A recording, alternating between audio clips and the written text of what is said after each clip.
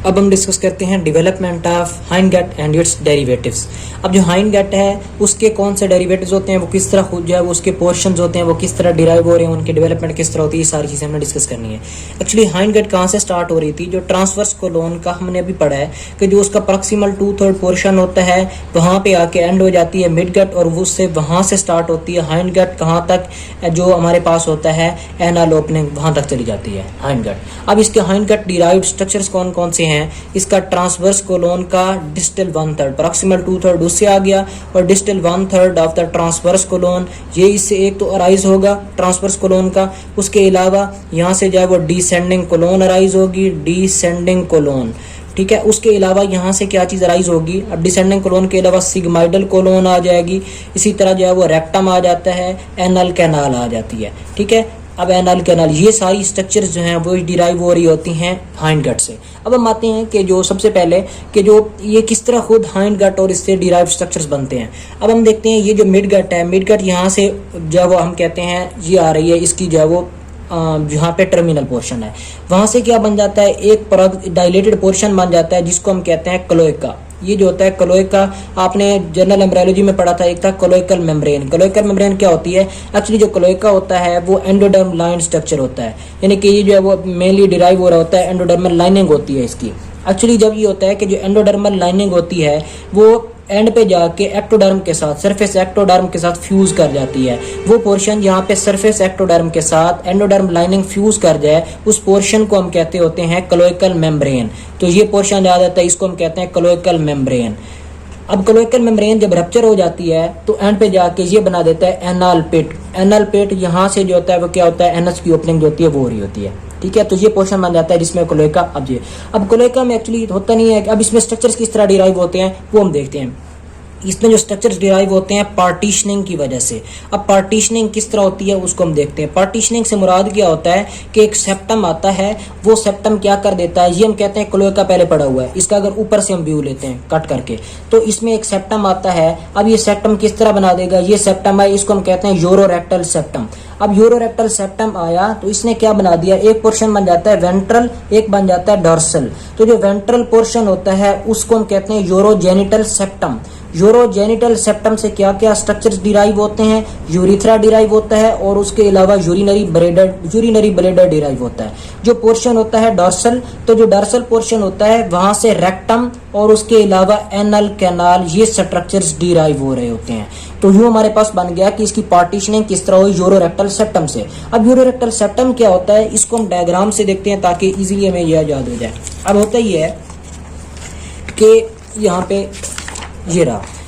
अब हम देखेंगे कि ओल्ड कंसेप्ट क्या था और उसमें जो है वो न्यू कंसेप्ट क्या, ये सारी चीज़ हम देखते हैं। अब ओल्ड कंसेप्ट को हम पहले फॉलो कर रहे हैं, जो पहले किया जाता था कि जिसमें यूरोरेक्टल सेप्टम था वो एनल पिट के साथ जाके मिल रहा है। अब ये पोर्शन, ये क्लोएका वाला पोर्शन है। अब यहाँ से क्या हो रहा है, ये मिड गट, ये हाइंड गट, देन क्लोएका, ये सारी चीज़ें बन गई। अब यहाँ पे एलेंटाइज बन रहे हैं। अब एलेंटाइज और हाइंड गट के दरमियान में यूरोरेक्टल सेप्टम अपीयर हो रहा है, यूरोरेक्टल सेप्टम बन गया। अब urorectal septum according to the old concept ये होता है कि ये बढ़ता चला जाता है और जाके ये एनल पिट तक चला जाता है। इसको जहाँ पे जाके ये इसके साथ फ्यूज कर जाएगा। जब फ्यूज करेगा तो ये क्या बन जाएगा, एनस बन जाएगी, यानी कि एनल कैनाल और रेक्टम ये इस तक चला जाएगा। लेकिन वो जो मॉडर्न कंसेप्ट है उसके मुताबिक ऐसा नहीं है। उसके मुताबिक क्या है, एक्चुअली सेप्टम किस तरह जो है वो आगे जाके ये इसको डिवाइड कर देगा। सेप्टम बनेगा सही, अब सेप्टम आ रहा है लेकिन वो आगे प्रोट्रूड करके एंड तक नहीं जा रहा, बल्कि किस तरह हो रहा है, इस डायग्राम को देखें आप, ये इसकी मीजेनकाइम है, जो क्लोएका वाल है। ये क्लोएका पहले इस तरह पड़ा हुआ था, ये क्लोएका इस तरह था। अब उसके बाद क्या हुआ, क्लोएका की जो है वो इनफोल्डिंग हो गई, वाल इनफोल्ड कर गई। तो वाल की इनफोल्डिंग ये इतनी बढ़ती चली जाती है कि ये इसको सेपरेट करा देती है। यहाँ पे पेरिनियम बन जाता है, वेंट्रल पोर्शन में यूरोजेनिटल साइनस बन जाता है और पीछे जो है वो रेक्टम बन जाता है, ठीक है। तो ये बन जाता है हमारे पास। इसमें पार्टीशनिंग किस तरह हुई, अब हम देखते हैं कि जो एनल कैनाल होती है वो इसमें किस तरह इससे डिराइव हो रही होती है। अब हुआ ये कि हमने पहले देख लिया कि जब पार्टीशनिंग हुई तो जो सामने वाला पोर्शन था वो यूरोजेनिटल सेप्टम बन गया, जो यहाँ पे था वो क्या थी, पेरिनियम थी और पीछे रेक्टम बन गई। अब उसके बाद क्या होता है, जो रेक्टम होती है ना उसमें एंडोडर्मल जो लाइनिंग होती है, एपिथेलियम होती है, वो बहुत ज़्यादा बढ़ती चली जाती है और वो बढ़ के क्या करा देती है, इसको ओब्लिटरेट करवा देती है, इसके ल्यूमेन को एंड करवा देती है, यानी इसका ल्यूमेन जो भर जाता है एपिथेलियम से।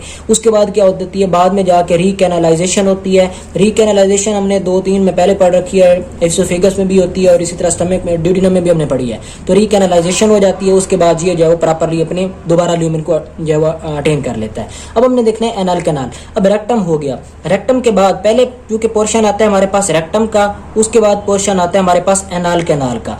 अब ये एनल कैनाल में क्या होता है, एनल कैनाल के सुपीरियर 2/3 पोर्शन होता है, ये सुपीरियर 2/3 है, और इन्फीरियर 1/3 पोर्शन होता है। अब जो सुपीरियर 2/3 पोर्शन होता है वो डिराइव हो रहा होता है हाइंड गट से, यानी कि जो हाइंड गट डिराइव पोर्शन होता है superior 2/3 of the anal canal, और जो इन्फीरियर 1/3 पोर्शन होता है वो एनल पिट से डिराइव हो रहा था। एनल पिट क्या था, क्लोएकल मेम्ब्रेन जब रप्चर की तो उससे जो है वो एनल पिट बन गया। अब सुपीरियर 2/3, तब इसकी जो है वो ये पोर्शन जो है वो यहाँ पे सुपीरियर 2/3 इन्फीरियर 2/3 मिल रहे हैं, इसको हम कहते हैं पेक्टिनेट लाइन। अभी हम डायग्राम से भी देखते हैं पेक्टिनेट लाइन। अब किस तरह बना पेक्टिनेट लाइन, ऊपर हाइंड गट वाला पोर्शन डिराइव हो गया, निचला एनल पिट वाला हो गया, उसके दरमियान में पेक्टिनेट लाइन आ गई। इसका मतलब ये है कि लाइन हमेशा जो है वो सेपरेट करा देती होती है। तो जो ऊपर वाला पोर्शन है उसकी नर्व सप्लाई, उसकी जो है वो आर्टीरियल सप्लाई, वीनस यानी कि ब्लड सप्लाई सारी सेम वो डिफरेंट हो जाएगी, इसकी इससे डिफरेंट हो जाएगी। इसको सुपीरियर रेक्टल सप्लाई करेगी, इसको इन्फीरियर रेक्टल सप्लाई करेगी। वो इन्फीरियर मेसेंटेरिक से आ रही होती है, ये इंटरनल पोडेंडल से आ रही होती है।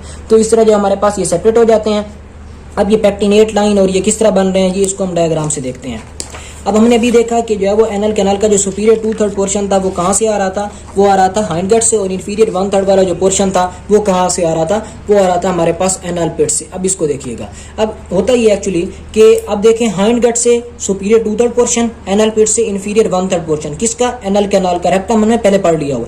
अब सुपीरियर 2/3 वाला और इन्फीरियर 1/3 वाला जहाँ पे मिलते हैं उसको हम कहते हैं पेक्टिनेट लाइन। पेक्टिनेट लाइन के 2 सेंटीमीटर नीचे एक और लाइन होती है जिसको हम कहते हैं व्हाइट लाइन। तो ये हमारे पास एनल कैनाल इस तरह ओपन हो जाती है, एनल कैनाल ओपन हो जाती है एनएस में। तो इस तरह हमारे पास ये सारा कंप्लीट हुआ, जिसपे हमने देखा डेवलपमेंट सारे जो डाइजेस्टिव सिस्टम की कंप्लीटली। अब हम जो क्लिनिकल्स हैं उस पे मैं इंशाल्लाह अलग वीडियो बना दूंगा, क्योंकि काफ़ी सारे क्लिनिकल्स हैं और उनको जो वो साथ साथ कर लेते तो वो ज़्यादा बेहतर था, लेकिन मैंने कहा कि एंड पे कर लेंगे तो वो इस तरह जो वो सारे क्लिनिकल एक ही लेक्चर में सारे कवर हो जाए।